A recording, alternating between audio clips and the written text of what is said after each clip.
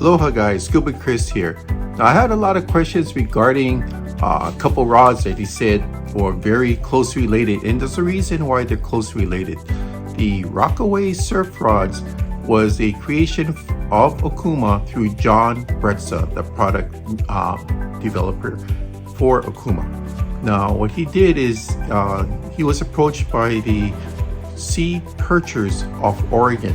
They wanted to have a special rod made just for sea perching for the Oregon guys, so they made this. After visiting Oregon, seeing what type of fish they were targeting, they made the first Rockaway Surf Rod. Now they needed something very light and responsive, which they got. This is 24-ton carbon. Comes in two pieces, 50-50 split. I think they started off with 5 models, but now there's 11 models, and these are all from 9, 10, 11, and 12 feet long, the original Rockaways. The max lure weight on these is 4 ounces. So this rod has progressed. It filled the needs for the sea perchers from Oregon, but also the sea perchers a little bit south in California needed something for themselves. We'll get into that in a moment. Plus us guys here in Hawaii, we found that not only will this rod work for surfing, surf rods like light surf rod usage for bonefish and jacks along the shoreline, but the whipping rods, which means is that we use it for whipping. That's a local style of bait casting that we can cast out anything from small lures to grubs. So this is how the Rockaway first started.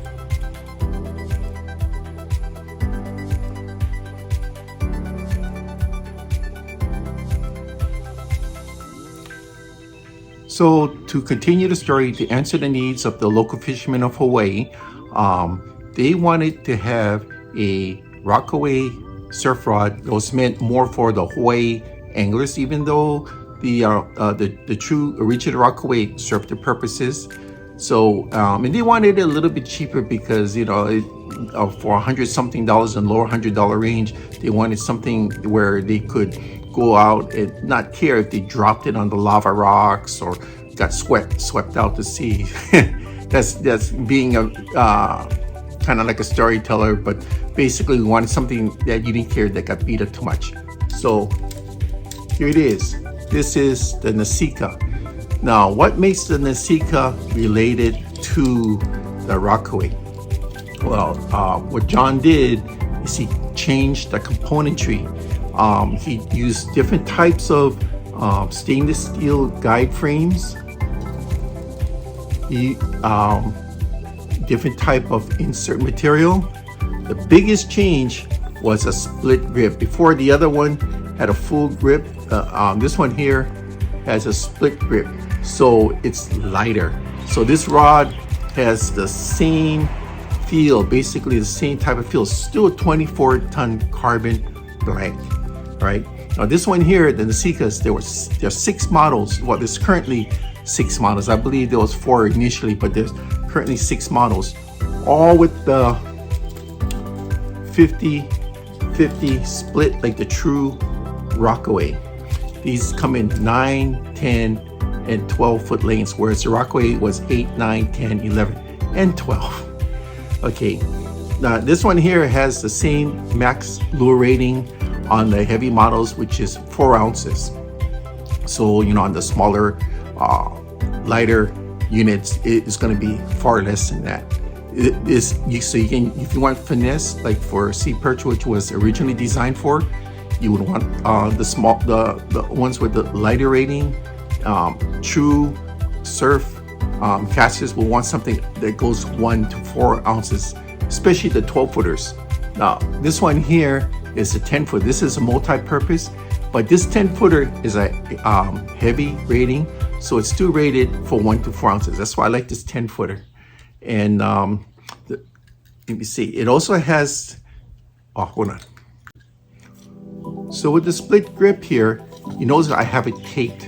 And the reason why I have it taped is if you use a regular type of sand spike, no problem. I mean, you can put it in there, but you may want to tape where this hits the edge of the sand spike if it's aluminum or steel, or tape the inside of the spike itself. Now what I did is I taped the whole thing, is because I use rock spikes. Rock spikes is a little bit different. So because I use rock spikes, I tend to scratch this up a little bit more, so you may want to add this in. It actually helps grip it when your hands are wet.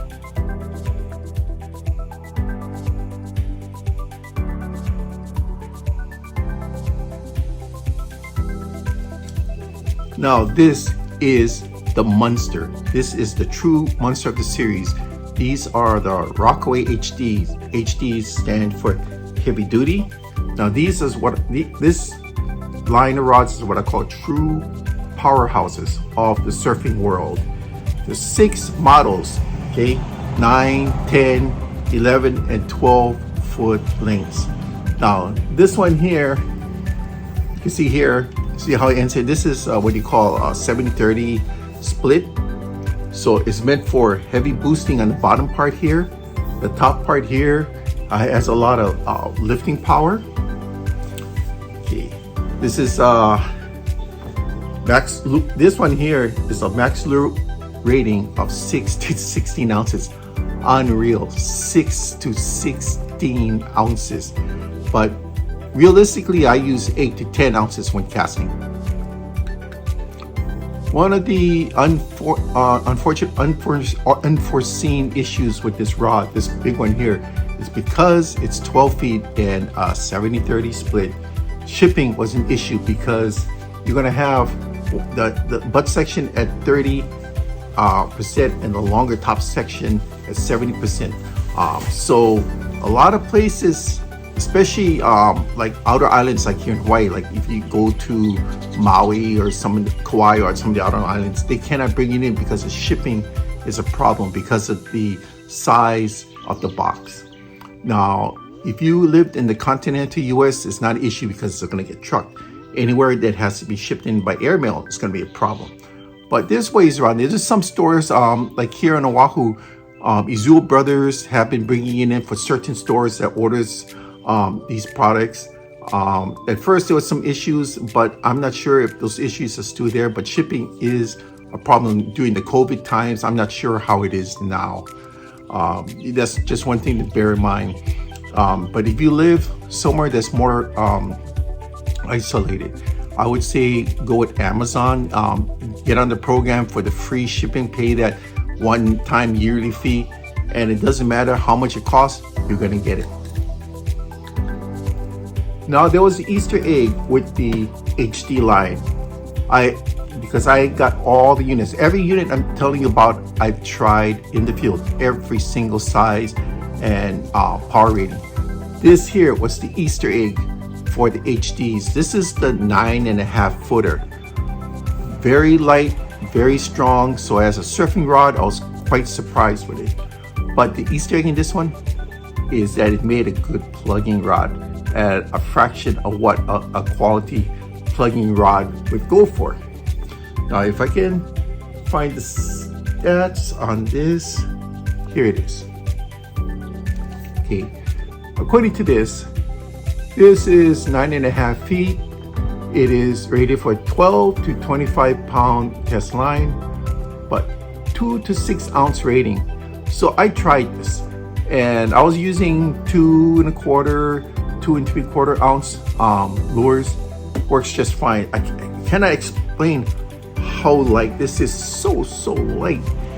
This has power because it's a 30-70 split. So if you're a plugger or you want true value on a surf rod that's gonna have a lot of oomph and backbone, this 9.5 footer may be for you.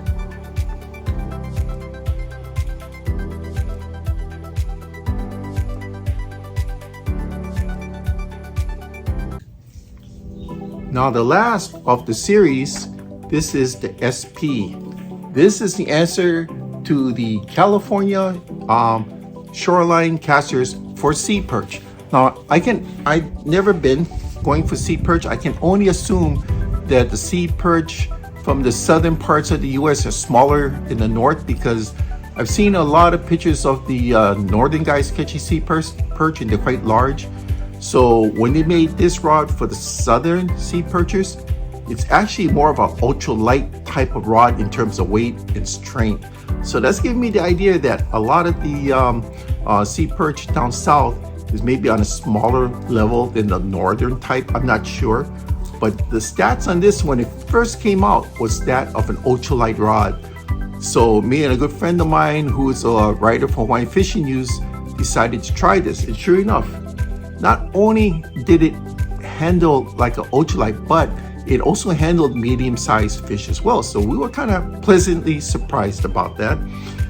2 units came out at 8 foot 6 inches. I'm not sure what the ratings were at the time, but the 2 came out at 8 foot 6. Now there's 2 more. So there's 2 more of these type of rods out here. And the sizes are different because the other sizes are 10 and 11 feet. And they're going to be a little bit tougher. This also has a 2430 carbon blank, so the blank is a little bit different. It's meant to be a little bit softer type of blank. All right. So like I said, the first 2 they came out were 8 foot 6. Then the other 2s were 10 and 11 feet.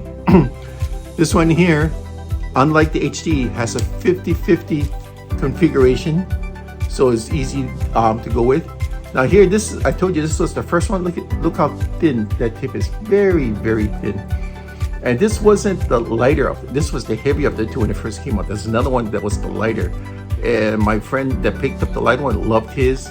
I love mine too. So I put my small Helio SX on this one. Works perfect with mono. I think I have, this one is either 4 or 6 pound test. I forgot which one, but it works very well with it. This is probably the next rod I'm going to be picking up because I have this one here at 8 foot 6, and the other is going to be 10 and 11. I wouldn't mind trying the 11 footer. So, hey, thank you for watching. This is just to answer a lot of questions about the Rockaway. You have to know the history because when I first started with Okuma, the first show I did, I had to learn because there was some history on these rods. And John came over, fished with me, and explained while we're fishing what the changes were, why it was developed, and what was soon going to be in the Hawaiian market. So this had quite a story, starting from Oregon, went to Hawaii, finished in South California. Thank you.